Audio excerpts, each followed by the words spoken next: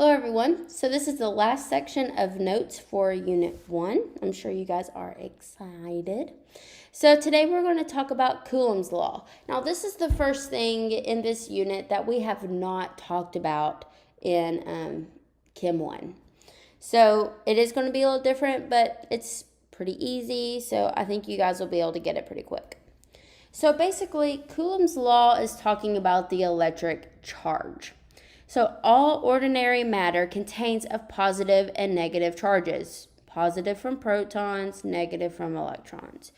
You usually don't notice the charge because they have the exact same number of protons and electrons.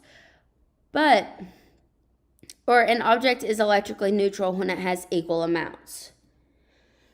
But the electric charge of it is a property of tiny particles in an atom. The unit of electric charge is called Coulomb. That is the unit for it. So you do need to make sure you highlight and write that down. So the quantity of charge should always be identified with a positive or a negative sign. And you'll notice these charges are extremely small. And that is because typically the charge is so small you don't see a difference in it, but it does make a difference overall, and we'll talk about that with Coulomb's law. So Coulomb's law relates the force between two single charges separated by a distance. So these small charges do affect how close or how far atoms and electrons are from each other.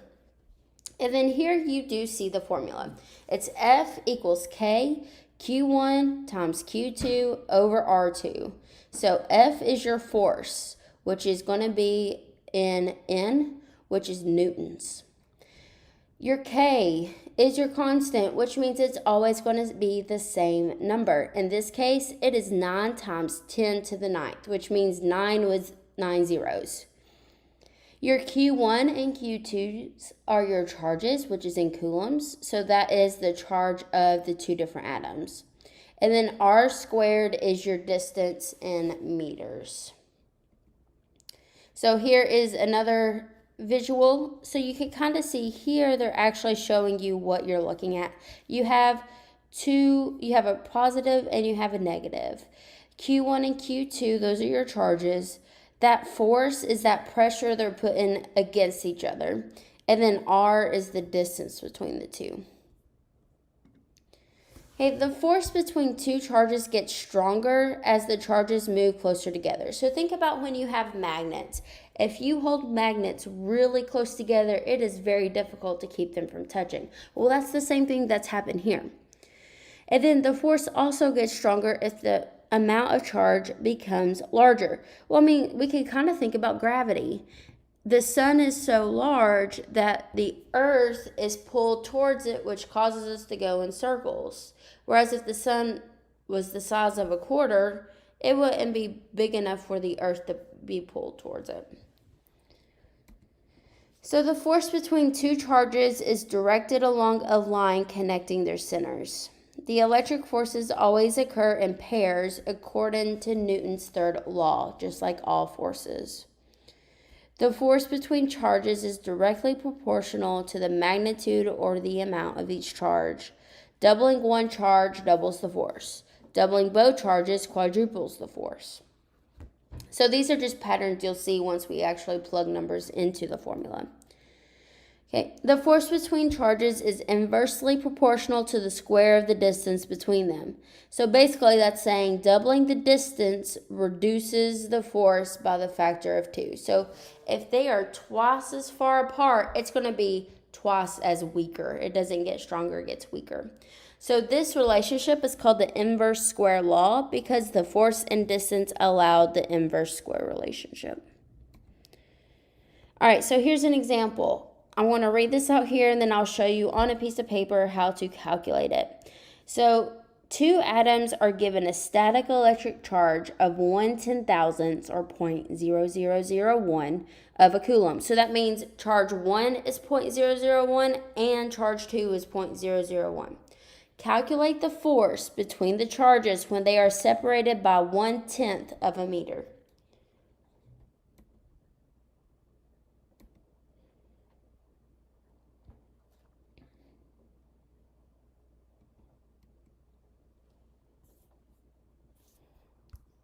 Stop. All right, so today I'm going to do some examples of how to do the Coulomb's law practice. Up here, I did write the formula that we talked about in the notes, and you will be given this formula on test and on the worksheet that you do. So this first question says, if charge 1 is 0.0001 Coulomb and charge 2 is also 0.001, and they are separated by 0.1 meter, what is the force? K equals 8.99 times 10 to the 9th. Okay, now you will always be given K, and this will be K every single time because it is a constant, which means it's always the same. All right, so we are looking for force. So I'll put F equals K, which we know is 8.99 times 10 to the 9th, times Q1 and Q2. If you remember, those are your charges. So it'll be 0.0001 times 0.0001 divided by your distance squared. Well, your distance is 0.1 squared. All right, so I'm going to also show you how you could do this on your phone calculator. You can also use the link on the next slide and use that calculator on the computer. Or if you have a scientific calculator, of course, use it as well. So first I'm going to multiply these two numbers together. So 0.0001 times 0.0001 equals a big, or a really small number, I should say, there's 1, 2, 3, 4, 5, 6, 7 zeros. 1, 2, 3, 4, 5, 6, 7 zeros, then a 1, divided by 0.1 squared. So 0.1 squared is 0.01. And then, so if we divide that number, 0.1, 2, 3, 4, 5, 6, 7, 1, divided by 0.01, that gives us 1, 2, 3, 4, 5 ones. And we are going to multiply that by this number, 8.99 times 10 to the 9th. Now you may be like, oh, hold up. How do we do scientific notation on iPhone? Well, I just found out. So this is how you do it. You put 8.99 or whatever number's right here. Hit this EE button, and that basically stands for the times 10 to the, and then you'll just put 9 or whatever your exponent is. And then times whatever number's right here. So 1, 2, 3, 4, 5 with a 1. So that your force is going to be 8,990 newtons. All right, so we're going to do this second example together. So what force would I have between the charges of 0.005 and negative 0.001?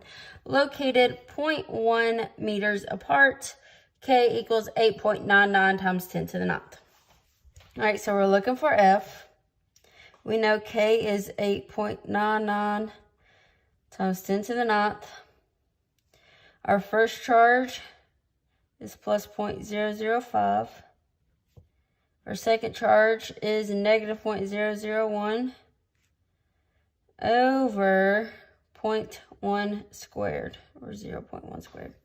All right, so let's do this first one together. So 0.005 times 0.001 negative equals 0.12345 divided by 0.1 squared, which is 0.01.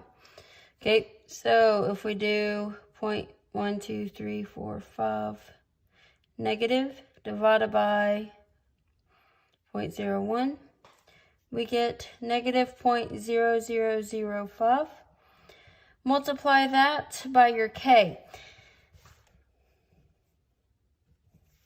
So times 8.99 EE 9.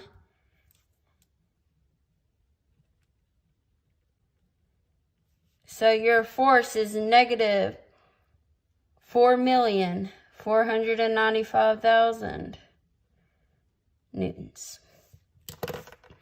Which means that has a lot of force. So negative means the force is not towards each other, it's actually facing the other way. So the negative and the positive is talking more about direction, which in y'all's case, you just need to know how to calculate that. And basically that's saying that there is a lot of force they're opposing. They're not going together. All right, so if you guys have any questions how to do this, if you're not sure how to use a calculator or how to use the formula, let me know and I'll be happy to help. Make sure you go to the next slide and answer those questions. Of course, you can top it out on there, but if you prefer writing it on